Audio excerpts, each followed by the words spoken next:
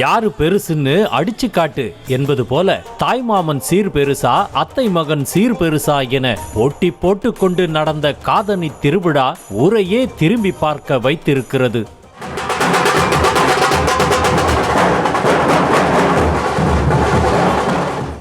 திண்டுக்கல் மாவட்டம் தாடிக்கொம்பு பகுதியைச் சேர்ந்தவர்கள் சபரி பாண்டி ஷர்மிளா தம்பதிகள். இவர்களது ஒரே மகன் சித்தேஷுக்கு காது குத்த முடிவு செய்யப்பட்டு தனியார் மண்டபத்தில் பிரம்மாண்டமான முறையில் காதணி விழா ஏற்பாடு செய்யப்பட்டது. இதற்காக விழாவின் ஹீரோ சித்தேஷை புது மாப்பிள்ளை போல அலங்கரித்த மாமன்கள், வான வேடிக்கைகள், மேள தாளங்கள் என ஊரே அதிரும் வகையில் குதிரை வண்டியில் ஊர்வலமாக அழைத்து வந்தனர்.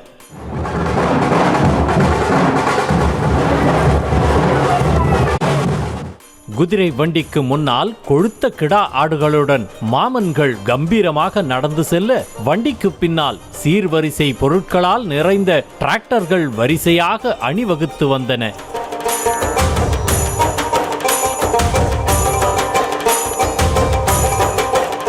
பல வகையான பழங்கள், அரிசி மூட்டைகள், சாக்லேட்டுகள், விளையாட்டு பொருட்கள், புத்தாடைகள், வாழைத்தார்கள் என 1008 சீர்வரிசை பொருட்களை உற்றார் உறவினர்கள் புடைசூட தாய்மாமன்கள் மற்றும் அத்தையின் மகன்கள் ஊர்வலமாக கொண்டு வந்ததை ஊரே ஆச்சரியத்துடன் வியந்து பார்த்தது.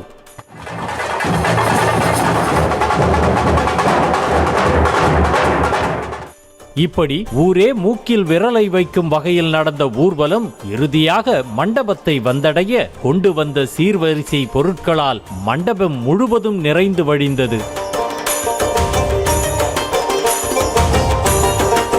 குதிரை வண்டியில் ராஜா போல அழைத்து வந்த மருமகனை கால் தரையில் படாத வண்ணம் தோளில் சுமந்து கொண்டு மேடைக்கு அழைத்துச் சென்றனர் மாமன்கள்.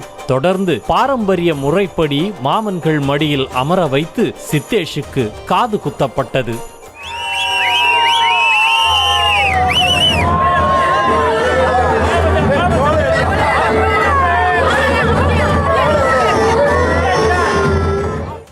இதனை அடுத்து சீர்வரிசையோடு எடுத்து வரப்பட்ட பணமாலை, சாக்லேட் மாலை, பூமாலை என பலவிதமான மாலைகள் அணிவித்து சித்தேஷை அலங்கரித்தனர். அதோடு இல்லாமல் தங்க செயின், தங்க பிரேஸ்லெட், மோதிரம் என சீரோடு இல்லாமல் நகைகள் போடுவதிலும் போட்டி போட்டுக்கொண்டு அன்பை பொழிந்தனர்.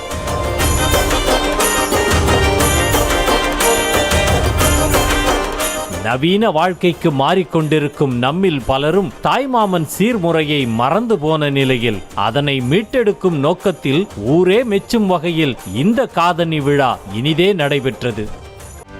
செய்திகளை உடனுக்குடனும் துல்லியமாகவும் தெரிந்து கொள்ள சப்ஸ்கிரைப் பண்ணுங்க.